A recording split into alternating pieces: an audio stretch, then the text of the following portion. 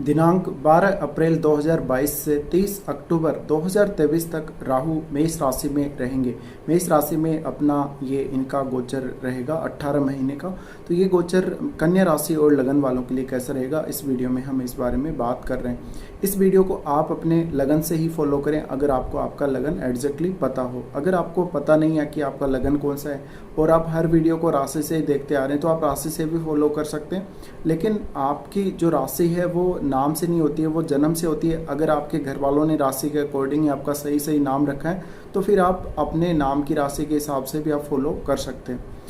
देखिए, राहु का जो गोचर है मेष राशि में होगा और अगर कन्या राशि या कन्या लगन को अगर देखा जाए तो आपकी कुंडली में इनकी जो स्थिति बनेगी वो अष्टम भाव में बनेगी। साथ में केतु जो कि तुला राशि में गोचर करेंगे, तुला राशि में इनका ये गोचर आपके सेकंड हाउस में होगा। तो आपकी कुंडली में जो राहु केतु का एक्सिस बनेगा वो अष्टम भाव और जो सेकंड भाव है उसका बनेगा। तो ऐसी कंडीशन में क्या क्या रिजल्ट मिलने वाले हैं, कुछ अच्छे रिजल्ट भी रहेंगे, कुछ खराब रिजल्ट भी रहेंगे। सबसे पहले आपको आपकी कुंडली देखना जरूरी है। अगर आपकी कुंडली में शनि अच्छा है, राहु अच्छा है और आपकी कुंडली में अगर मंगल की स्थिति भी अच्छी है तो हम थोड़ा सा मान सकते हैं कि राहु यहाँ पर आपको ज़्यादा परेशान नहीं करेंगे। अदरवाइज़ अगर आपको अभी राहु अगर दशा में है या फिर वो अंतरदशा में है और आपकी कुंडली में राहु की प्लेसमेंट अच्छी नहीं है, शनि की भी अच्छी नहीं है या फिर बृहस्पति की भी जो दृष्टि है वो राहु पर नहीं पड़ रही, तो ऐसी स्थिति में दिक्कत आ सकती है आपको। और अगर मंगल आपकी कुंडली में खराब हुए तो मंगल के खराब होने की वजह से भी राहु आपको डिस्टर्ब कर सकते हैं। तो राहु अगर देखा जाए तो मेष राशि या फिर मंगल की किसी भी राशि, भले वो वृश्चिक हो चाहे वो मेष हो, उसमें हम राहु के अच्छे रिजल्ट बहुत ज़्यादा एक्सपेक्ट करके नहीं चल सकते। हम यही मानते हैं कि मेष राशि या फिर वृश्चिक राशि में राहु खराब रिजल्ट दे सकता है, क्योंकि यहाँ पर राहु के जो रिजल्ट हैं वो मोस्टली ख़राब ही रहते हैं, इतने अच्छे नहीं रहते हैं। पर फिर भी किसी किसी की कुंडली में अगर मंगल बहुत अच्छा बैठा हुआ हो और राहु अगर जुपिटर के कंट्रोल में हो, राहु काफ़ी अच्छा बैठा हुआ हो आपकी कुंडली में, तो आपको फ़ायदा ज़रूर मिल सकता है। अगर आपकी कुंडली में आपके लगन चार्ट में लगन में राहु बैठा हुआ है या फिर वो आपके 6th हाउस में बैठा हुआ है या आपके 10th हाउस में बैठा हुआ है तो उतना नुकसान नहीं करने वाला राहु। थोड़ा बहुत आपको ध्यान रखने की ज़रूरत ज़रूर है, थोड़ा सा अवेयर रहना ज़रूर है। लेकिन अगर आपके कुंडली में राहु खराब हो गया, अगर मान लीजिए वो मंगल की ही राशि में ऑलरेडी बैठा है या वो यहीं बैठा है जहाँ वो अभी आ रहे हैं गोचर में, तो आपको बहुत ज़्यादा दिक्कत हो सकती है। और जिनका राहु मेष राशि का ही है लगन चार्ट में, और क्योंकि राहु मेष राशि में ही आ रहे हैं, ऐसी कंडीशन में आपके जीवन में कोई बहुत बड़ा परिवर्तन आने वाला है राहु के इस गोचर से। तो अब परिवर्तन क्या आ सकता है, वो परिवर्तन आपको नेगेटिव भी देखने को मिल सकता है, वो परिवर्तन आपको बहुत बड़ा कोई पॉजिटिव भी देखने को मिल सकता है। लेकिन राहु हो या फिर शनि हो, ऐसे ये जो ग्रह हैं वो कोई बहुत बड़ा परिवर्तन हमें अवश्य दिखाते हैं और जुपिटर भी हमें बहुत बड़ा परिवर्तन दिखा सकते हैं। लेकिन राहु क्योंकि हर जो परिवर्तन देता है वो कई बार परमानेंट नहीं देता, थोड़े समय के लिए हो सकता है कि राहु आपकी लाइफ को बदले। तो यहाँ पर पॉजिटिव और नेगेटिव क्या क्या रिजल्ट रहेंगे ये आपको बहुत ही ज़रूरी है देखना। हम नेगेटिव रिजल्ट के साथ साथ पॉजिटिव रिजल्ट्स की बात ज़रूर करेंगे। तो सबसे पहले बात करते हैं यहाँ पर राहु आ रहे अष्टम भाव में, तो पॉजिटिव रिजल्ट क्या रहेंगे।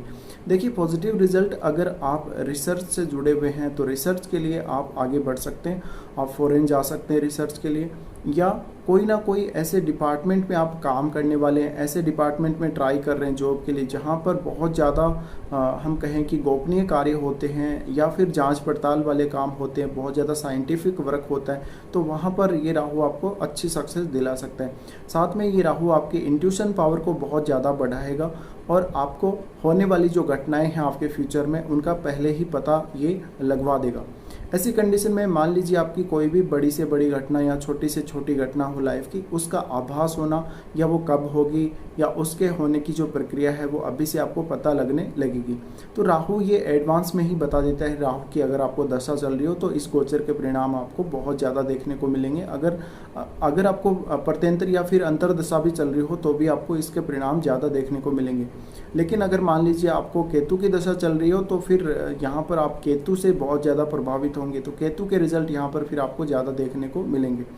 तो यहाँ हम केतु की भी बात करने वाले, राहु की बात कर रहे हैं। तो देखिए, अष्टम भाव हमारे जो भी अकल्ट की जो ब्रांचेज हैं, अकल्ट साइंसेज हैं, उनका भी है। तो ऐसे में आपका ज्योतिष में इंटरेस्ट होना, पामिस्ट्री में इंटरेस्ट होना, या फिर टैरो कार्ड रीडिंग वगैरह में आपका ध्यान लगना, ये सब हो सकता है। और हो सकता है कि राहु के इस गोचर, जैसे ही राहु का गोचर स्टार्ट होगा तब से ही आप एस्ट्रोलॉजी में बहुत ज़्यादा इंटरेस्ट लेना शुरू करेंगे, या फिर आप ऐसा कोई काम शुरू करेंगे एस्ट्रोलॉजी से रिलेटेड या टैरो कार्ड रीडिंग से रिलेटेड। तो ये परिवर्तन आपकी लाइफ में आ सकता है। साथ साथ में यहाँ पर राहु आपको अचानक धन लाभ दे सकता है, और क्योंकि मेष राशि है, मेष राशि मंगल की राशि है, और मंगल की राशि, मंगल क्या दर्शाता है? मंगल आक्रामकता को दर्शाता है, मंगल तेजी को दर्शाता है। तो ऐसी कंडीशन में जो तेजी है, जो मेष राशि में जो हम देखते हैं बहुत ज़्यादा आक्रामकता है, वो सब, उन सब को राहु बढ़ाने वाले। ऐसी कंडीशन में जो भी आपका इस अष्टम भाव से रिलेटेड जो काम बनेगा वो बहुत ही ज़्यादा फास्ट होगा। तो ऐसे केस में बहुत सारे नेगेटिव रिजल्ट भी निकल कर आते हैं, बहुत सारे पॉजिटिव रिजल्ट भी निकल कर आते हैं। जो लोग ऐसे किसी भी सेक्टर में कार्य कर रहे हैं, रिसर्च से जुड़े हुए, उनमें वो बहुत जल्दी काम करेंगे और बहुत कुछ आप नया भी सीख सकते हैं। तो स्टूडेंट अगर आप हैं तो आपको लिए यहाँ पर फ़ायदा होने वाला है। साथ साथ में देखिए यहाँ पर राहु नेगेटिव रिजल्ट क्या देंगे। देखिए अष्टम भाव से संबंधित अगर हम राहु के नेगेटिव रिजल्ट्स की बात करें तो आपको कोई जहरीला जानवर काट लेना, आपके कहीं पर चोट लग जाना, अचानक कोई बहुत बड़ा आपको दुर्घटना हो, ऐसा आपको यहाँ पर दिक्कत आ सकती है। तो राहु का जो प्रभाव रहेगा वो नेगेटिव भी बहुत ज़्यादा रहेगा अष्टम भाव पर। तो पैतृक संपत्ति में विवाद हो सकता है, पैतृक संपत्ति में पहले से अगर विवाद चल रहा है वो और ज़्यादा बढ़ सकता है, कोई लीगल इशू में आप फंस सकते हैं। इसके अलावा आपको यहाँ पर जहरीले जानवरों के काटे जाने के अलावा कहीं ऊंचाई से गिरना या कोई बहुत ज़्यादा तेज़ रफ्तार से वाहन आप अगर चलाते हैं तो बहुत ही ज़्यादा सावधानी रखने की ज़रूरत रहेगी। ये अष्टम भाव है वो हमारे गुप्तांगों का होता है।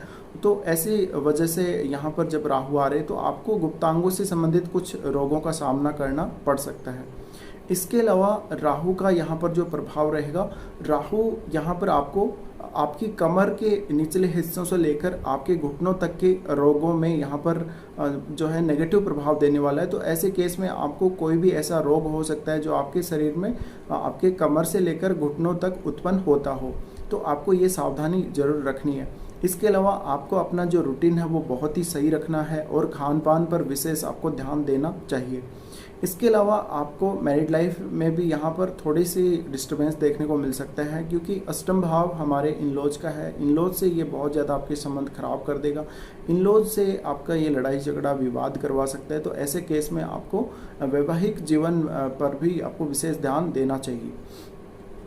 इसके अलावा यहाँ का जो राहु होगा वो क्योंकि आपके जो सेक्सुअल पार्ट्स हैं उनको प्रभावित करता है, तो ऐसे केस में आपको कुछ ना कुछ दिक्कतों का सामना करना पड़ सकता है। तो राहु यहाँ पर जो तेजी दे रहा है वो तेजी, उस तेजी की वजह से आपका अचानक एक्सीडेंट होना, कोई बहुत बड़ा कोई विस्फोट होना, ऐसी कंडीशंस आपके जीवन में देखने को मिल सकती है। अगर मान लीजिए यहाँ पर राहु ने आपको अच्छे रिजल्ट दिए तो ये राहु आपके जीवन को बदल सकता है, बहुत अचानक कोई बड़ा परिवर्तन आपके जीवन में राहु लेकर आ सकता है। तो ये राहु का प्रभाव आप पॉजिटिव और नेगेटिव दोनों ही आपको जानना चाहिए। साथ साथ में अगर आपको राहु की दशा चल रही है और राहु की दशा मान लीजिए अभी अभी स्टार्ट हुई है और राहु जैसे कि मेष राशि में आ जाएंगे, तो उस टाइम आपको बहुत ही ज़्यादा सावधान रहना होगा और हमेशा आपको जब भी आप किसी काम के लिए आगे बढ़ें तो सोच समझ कर आगे बढ़ना होगा। इसके अलावा अष्टम का जो राहु है, अष्टम का राहु यहाँ से आपको अगर फॉरेन जाना चाहते हो या रिसर्च से रिलेटेड कोई काम आप करना चाहते हो उसमें बहुत सहायता करेगा। बाहर आपको ये फॉरेन ले जा सकता है किसी भी रिसर्च जैसे कार्य या एस्ट्रोलॉजी या पामिस्ट्री जैसे किसी कार्य के लिए।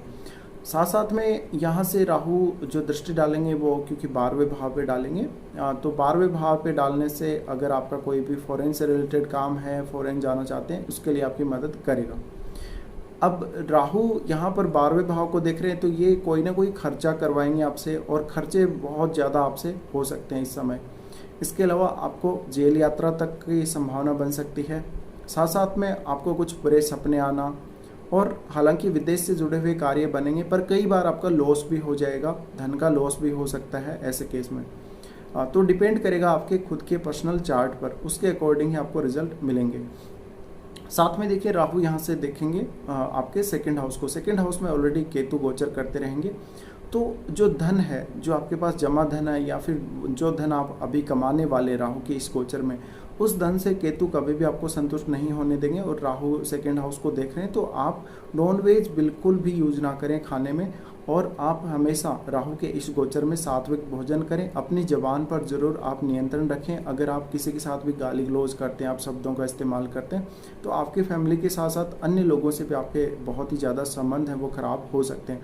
तो यहाँ काफ़ी सारी दिक्कतें आपको राहु कर सकता है। ऐसे केस में आपको राहु की विशेष सावधानियां रखनी चाहिए, और राहु के इस गोचर में अपने आप को संयमित रखना बहुत ही जरूरी रहेगा, क्योंकि मेष राशि में आ रहे हैं और मेष राशि में बिल्कुल भी ये अच्छे रिजल्ट देने के लिए जाने नहीं जाते हैं।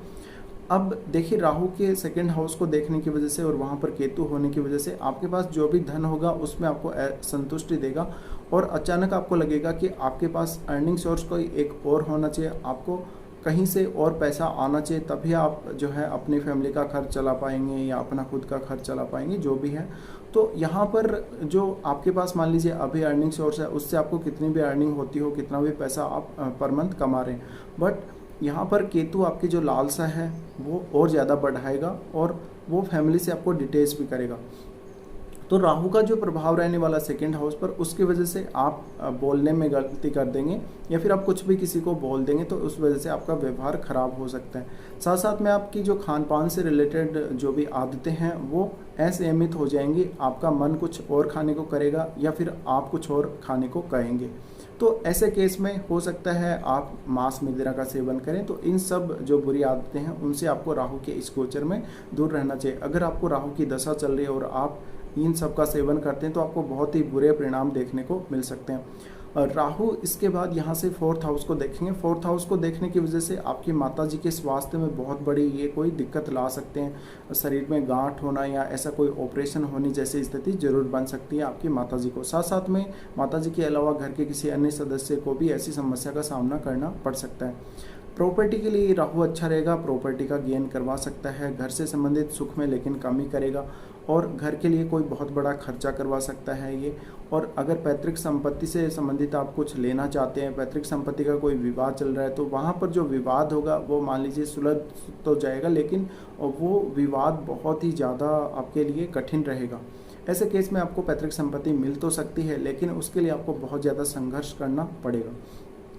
तो राहु यहाँ पर कुछ प्रॉब्लम्स आपको अवश्य क्रिएट करेगा। साथ में राहु फोर्थ हाउस को देखने से आपके मन में भ्रम उत्पन्न करेगा, मन में शांति नहीं रहने देगा, आपके घर में शांति नहीं रहने देगा।